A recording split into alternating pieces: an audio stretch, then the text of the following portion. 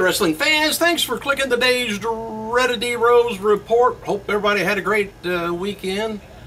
Whew, all I did was work. There's always something going on. All right, as soon as I find my report here, I'll let you know.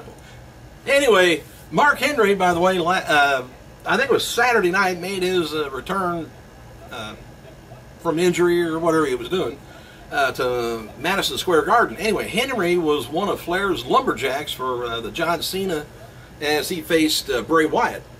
And Triple H had the lumberjacks of his own to back up Wyatt. Well, anyway, at one point, Henry apparently turned heel, threw Cena into the ring post. So I would suspect he'll probably be back on Monday's Raw. And I don't know, heel again, huh? He never stays good for too long, and all once he'll just turn. And towards the end of the main event, which Cena won, by the way, Flair got into the ring with Bray Wyatt and busted it open. He busted him open fairly bad. And Wyatt was said to be just about almost covered in blood. And if you want to see a small clip of that, if you go to the Diamond Dan hotline website on Facebook, I got a little small clip on there. You might want to check it out before somebody takes it down. Alright, TNA's official Twitter account, that's Diamond Dan's website. I put it over, I put the stuff on there. Anyway, TNA's official Twitter account is now following former WWE announcer Josh Matthews. Matthews was backstage at TNA's New York taping last month and right after his departure from WWE. And Matthews reportedly has a relationship with John Gerbic. Don't ask me nothing about it. From their time in WWE. NWO member Sean X-Pac Walkman, 42 years old, I think it was maybe Sunday, and former WCW Women's Champion Akira Hokuto, 47 years old, Indie star Neck Road Butcher, 40 years old, Dink, remember Dink, turns 58 years old.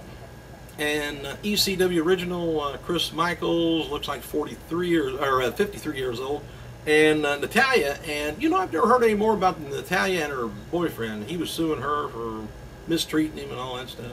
She hadn't said anything about that. Anyway, Natalia and WWE World Championship champion John Cena granted wishes through Make-A-Wish last night at the Madison Square Garden. Also, WWE had a 4-star kit auction where Rebecca last night was the winner. She got to meet and greet Sheamus and Ric Flair. What a combination. Alright, noted before that there was talk within WWE that the company would add another 6 months maybe to CM Punk's contract, which expires in a very short time. I thought it was the 17th. Not sure. Similar to how they did Rey Mysterio, as there's a clause that WWE can extend contracts if a talent is out of action, you know, for so long. And so they can still use them and get their money's worth out of it.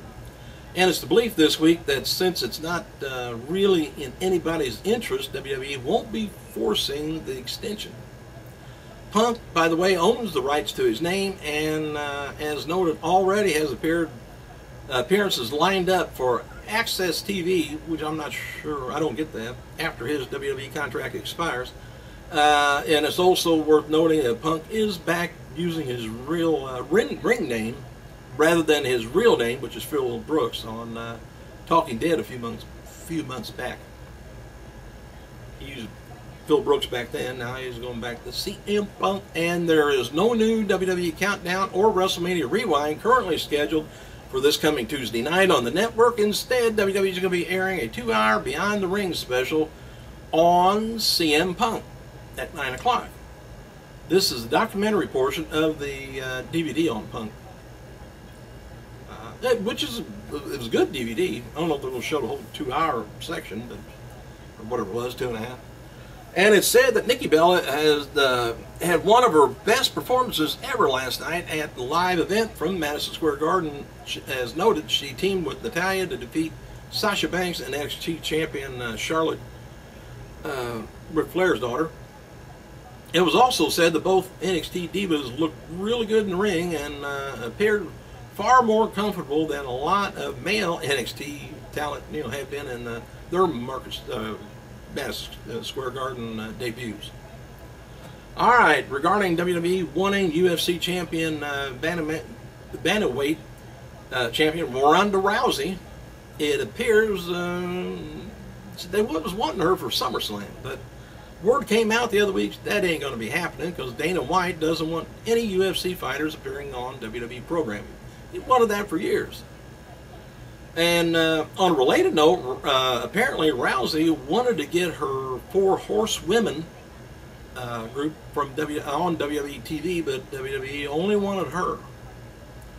All right, tonight's Raw, taking place from the Richmond Coliseum, Richmond, Virginia, continues to confirms for tonight's show is a 6-man match. Cena, Rollins, and Ambrose taking on Kane, Orton, and Rollins. Did I say right? Cena, Reigns, and Ambrose taking on Kane, Orton, and Rollins. There you go. No other matches have been announced, but we do know the Authority is going to be back, and several NXT talents backstage, but aren't confirmed for the TV in any way. They could be with Adam Rose, who knows. FLAIR is also going to be there, by the way. And here's the focus points. Who will join the IC Intercontinental title Battle Royal? What plans will the Authority concoct since they've been on vacation? Where does Summer Rae and Layla become friends and leave Fandango? That's a question mark after that. And is Bray Wyatt inside of Jericho's head? Can Roman Reigns coexist with John Cena this close to Fatal 4 at Battleground? Of course, they'll be facing off at each other, you know that. And by the way, Ric Flair, I was telling you about that, and the video being over there, how that happened, right here, the Bray's eye, and Flair forgot to take his ring off. Oh well. Rusev versus Jack Swagger for the WWE Battleground pay-per-view is expected to be made official tonight on Raw. Swagger will be back on TV since he couldn't make it up to Canada. He's too big to be up there. And too dangerous.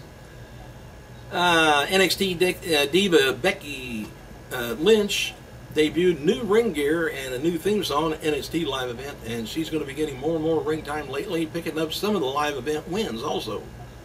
One fan noted that it appears that they are moving away from the typical Irish gimmick for Lynch. And its 7/14/14 announcement from Sting and WWE or WWE 2K15 is expected at any time today. Dave Meltzer of the Wrestling Observer newsletter reports that Sting is not signed as of this morning, and has also said that fans turning into Raw tonight to see Sting won't be disappointed. But he won't be there live. So you gotta read through in between the lines there. And noted before that many WWE talent are upset over the pay that they've been getting lately, mainly with royalty checks. And there's a feeling that none of the talent really going to do anything because they know where they're at. They can't. It's hard to find work, and they're not even going to be making the money close to what they're making now, even though it's not as much as it used to be.